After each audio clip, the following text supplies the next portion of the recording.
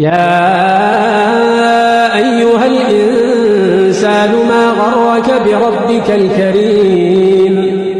الذي خلقك فسواك فعدلك في أي صورة ما شاء ركبك كلا بل تكذبون بالدين وإن عليكم لحافظين كراما كاتبين يعلمون ما تفعلون إن الأبرار لفي نعيم وإن الفجار لفي جحيم يصلونها يوم الدين وما هم عنها بغائبين وما